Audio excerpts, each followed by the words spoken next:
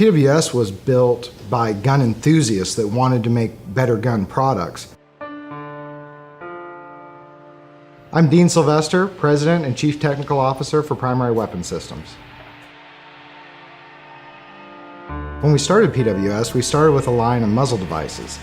And we started taking different rifles out to show how effective they were.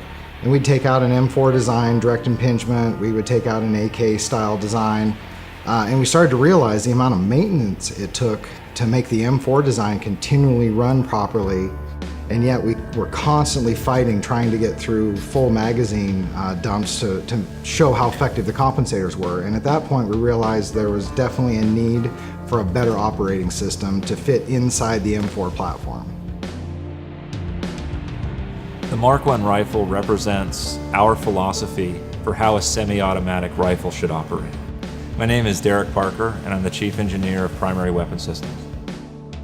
One of the big lessons we've learned over time is the fact that we need to control our own manufacturing. Prototyping, through machining, through measurement, through testing, through assembly, we basically are able to control the development cycle of every single component that goes into the rifle. What I really bring to PWS is the vision for the product and the understanding of historical weapons. But what really makes it possible is hiring people like Derek in engineering to come in, do the prints, make it manufacturable, make sure the information is being relayed to the machinists so that they can produce a consistent quality product every time. Having a quality QC department to make sure that we're holding the consistency we want. There is no unimportant job at PWS. It's all important, it all matters at the end of the day, and without one step, the product just simply is not going to be what we're producing today. To help put things in perspective as far as the scale and tolerances that we work to within the parts of the rifle, a human hair is 3/1000ths of an inch. We work within tenths of thousandths of an inch.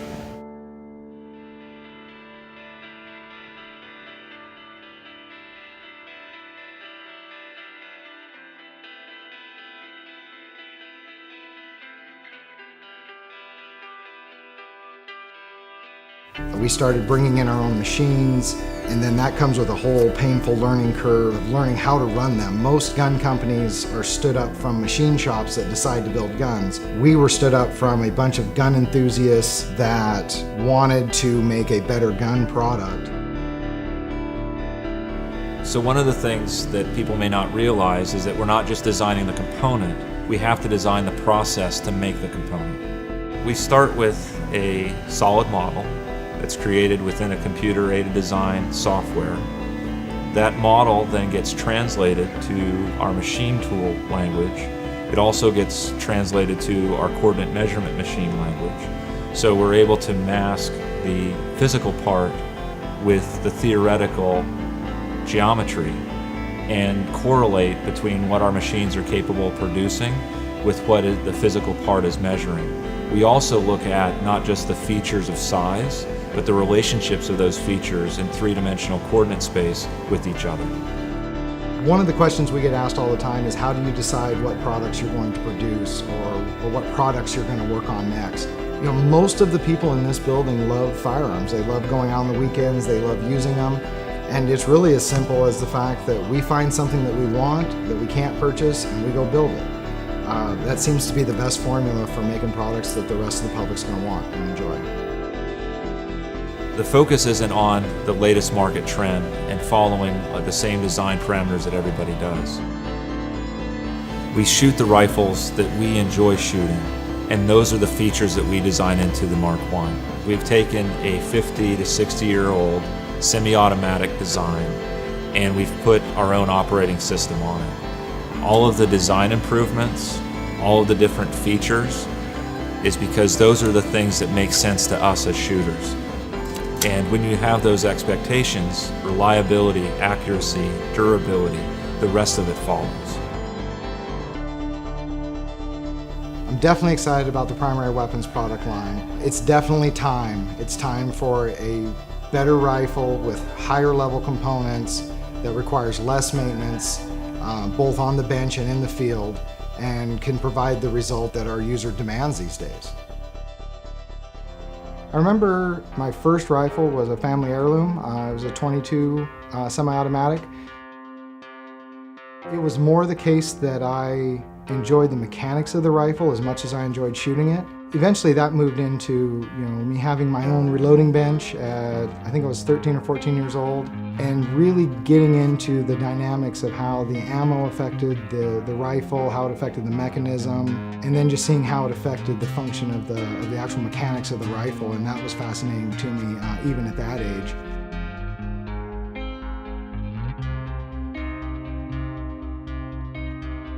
My grandfather in central Wyoming had to raise a family of 5 kids with very limited resources. And the first major purchase that he made was a Remington Model 700. He needed a dependable tool so that he could feed his family. And so his rifle was one of his most prized possessions.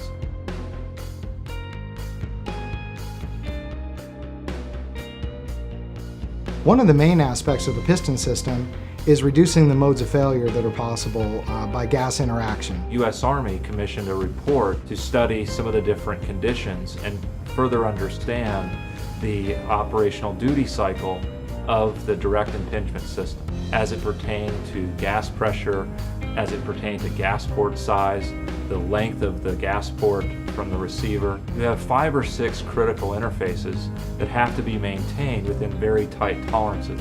We have a piston head that goes into a gas block. That's where all the compression happens. That's what drives the entire assembly. Where a DI rifle has several places that gas can escape and cause malfunctions. One of the things that Primary Weapons takes pride in is that we're students of design. Over the years, we've collected a series of semi-automatic rifles. The operating systems are very similar in that you're converting energy, expanding gas, into mechanical advantage.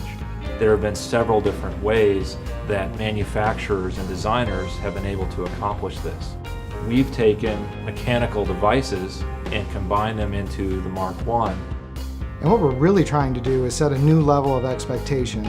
We can do better, we can give longer duty cycles, we can use a higher grade of barrel that gives better accuracy, we can give a better recoil impulse, we can give better function with suppressors. We want to incorporate the best ideas, the most robust methods into our design.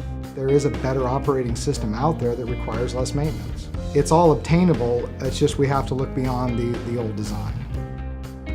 So if you were going to break down the processes that we use here at Primary Weapons, they're really centered around small batch manufacturing. One of the reasons for that is so that we can pay attention to all the critical features and really put the time into each individual component that it deserves.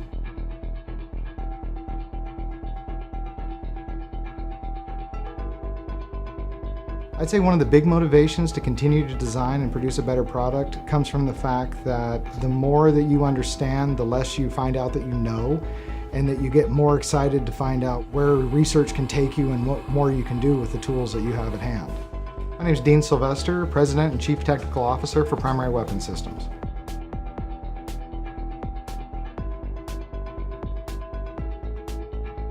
We're students of those that have gone before us and the kind of craftsmanship that has lasted multi-generations. So at Primary Weapons, we take the same attention to detail, the same dedication, and the same understanding of what the utility of these firearms are.